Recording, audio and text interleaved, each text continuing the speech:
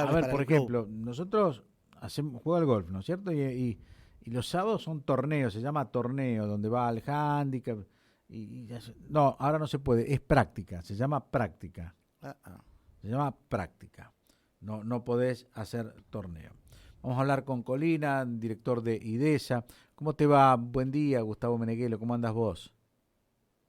¿Qué tal, Gustavo? ¿Cómo estás? Muy bien, pero muy bien. Vos sabés que estoy leyendo, estoy leyendo tu paper, tu web, y digo, mirá, al final están poniendo algo que permanentemente digo acá, que el gobierno necesita una inflación del 50% o una inflación muy alta para licuar activos, para licuar los pasivos, etcétera, etcétera, etcétera.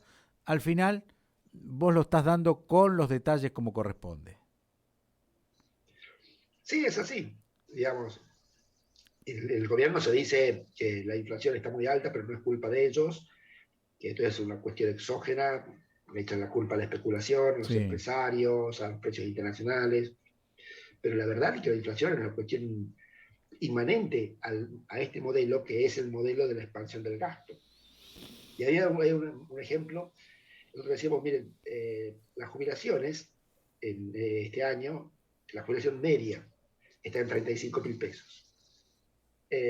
Esa misma jubilación en el año 2019, promedio 2019, que fue ya de crisis, estaba en 36.500 más o menos. Es decir, cada jubilación perdió 1.500 pesos desde el 2019, año sí, de crisis, hasta acá, por la inflación.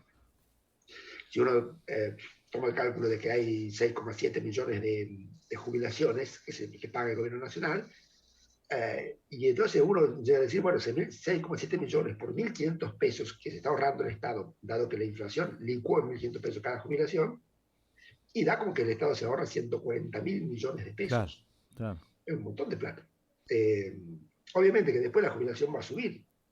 Para cuando la jubilación suba, lo que va a necesitar el Estado es de nuevo más inflación para volver a licuar esa Claro. jubilación. Claro, se va retroalimentando, ¿no? Se va retroalimentando. Está en jubilación, está en el hecho de que tiene una tasa pasiva inferior a la inflación, la que está pagando a través de los títulos.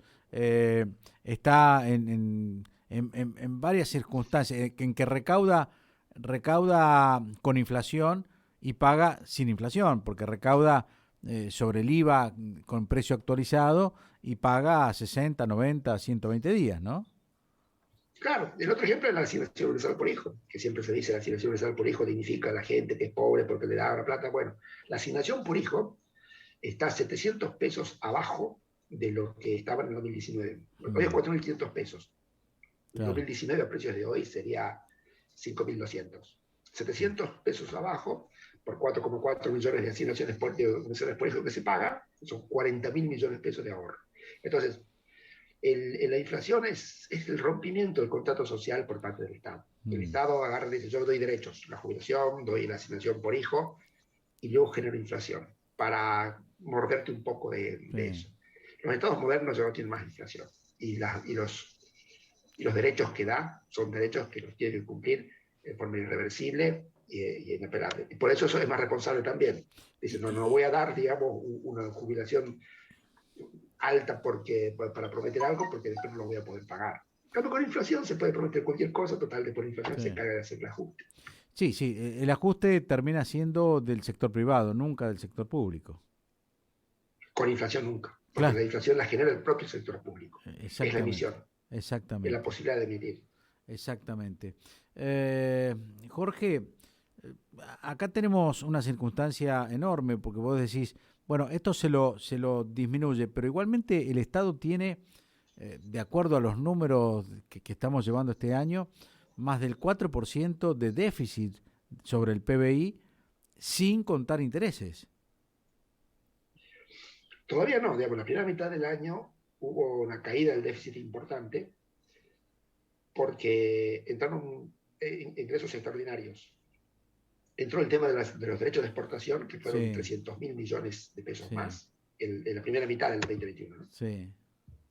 Y 200.000 millones más entraron de impuestos a la riqueza. O sea, fueron 500.000 millones de pesos. Mm, Eh, de ahí es que, digamos, y además hubo menos gasto COVID, son unos 150.000 millones menos. Sí. Y entonces, el año pasado, en la primera mitad del año, el déficit fiscal primario, antes de intereses, era de 900.000 millones. Y este año fue de 200.000. O sea, bajó en 700.000. Pero fue gracias a cuestiones extraordinarias. Los derechos de exportación, el impuesto a la riqueza y el menor gasto COVID. Sí. Si no hubiese estado esto, hubiésemos tenido el mismo déficit del año pasado. Recién decías que el resto del mundo no tiene inflación.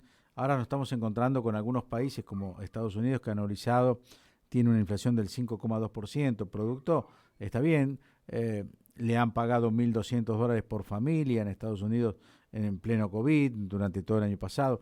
Toda esa emisión monetaria que hizo Estados Unidos se está rebotando, se está mostrando en este momento, ¿no? Ayer lo hablábamos con Orlando Ferreres. ¿Qué cosa va a pasar para que Estados Unidos baje un poco la inflación? Y seguramente va a ser la suba de la tasa de interés, en la cual también nos va a golpear en el otro, porque estamos hablando de déficit primario, pero no estamos hablando del otro déficit, que es el déficit financiero, ¿no? Si en el caso de Estados Unidos están discutiéndolo, algunos dicen, mira, no hace falta que suba la tasa de interés, simplemente dejar ya de repartir plata y esto se va a acomodar solo. Obviamente que el 2021 va a ser de inflación alta para ellos es 5% anual, para nosotros 5% es mensual. Sí.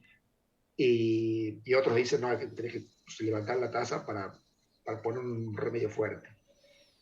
Una discusión que para nosotros es etérea. O sea, porque la verdad es que acá, digamos, ni siquiera ya ni la tasa de interés funciona en Argentina. En Argentina, digamos, la segunda mitad va a venir complicada porque la primera mitad ha sido como un veranito. Es decir, entró mucha plata extraordinaria, soja y el impuesto a la riqueza. Entonces, como que el déficit fiscal está controlado. No se está mirando de que las jubilaciones están retrasadas, de que los subsidios a la energía y al transporte vienen creciendo fuerte, vienen creciendo al 70%, y quieren mantenerlo así, con ese nivel de crecimiento. Los salarios públicos ya están empezando a crecer porque la gente empezó a pedir una revisión de convenios. Entonces, la segunda mitad va a ser de fuerte aumento del gasto. Vamos a ver qué pasa con los ingresos. Si se mantienen estos ingresos extraordinarios creciendo, bueno, va a estar más o menos controlado. Pero si el gobierno en la segunda mitad quiere relajar la cuestión fiscal, gastar más porque vienen las elecciones, va a ser complicado por el lado del dólar paralelo. Porque en definitiva lo que estamos mirando hoy, esto siempre muestra digamos, sus síntomas más duros en la inflación y en el dólar paralelo. Jorge, excepto Menem, en la cual tuvo que salir o salió de la hiperinflación, de 2 o 3 hiperinflaciones seguidas, y lo hizo con el plan de Cavallo, ¿no? La convertibilidad, y donde mantuvo una tasa de inflación a nivel cero y en algunos casos hubo deflación sobre el final de su mandato. ¿Vos conocés alguno de los gobiernos que haya dicho hay que parar con la inflación y vamos a tomar las medidas para bajar la inflación? Después de los 90, no, y eso No, me causa bueno, mucha extrañeza. Yo recuerdo que en la década del 80 había una inflación muy alta, pero era realmente alta la inflación, eran de 20, 25% mensual. eso, Y entonces, en la década del 80, entonces sí, todo el mundo hablaba de la inflación y todo político decía cómo él iba a frenar la inflación.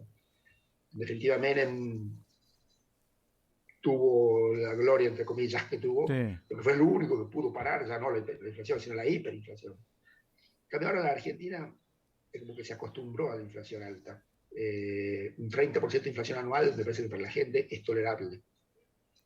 Ya no fue tolerable cuando Macri pasó el 50%.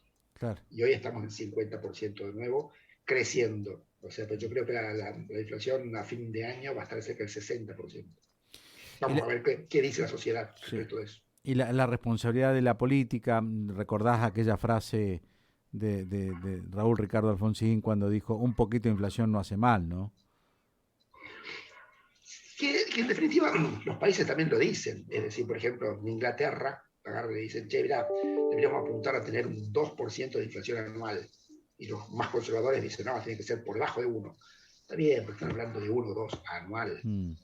Pero no es Alfonsín lo que se refería, no está bueno esto de tener cero inflación porque es como que una rueda que no tiene aceite.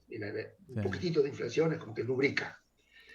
hace ajustes sin tener que tomar decisiones duras. Por ejemplo, 2% por año de inflación, si uno está desajustado con algo, en definitiva, en 3 años te licúa 6% esa deuda. Se tolera eso. Lo que no se tolera es que en 3 años la inflación haya sido del 150%, porque eso fue un engaño. Eso al sector público, como decís vos, lo favorece muchísimo, porque le licúa todo. Al sector privado lo destruye, te agarra mal parado y te destruye, ¿no es cierto? Claro.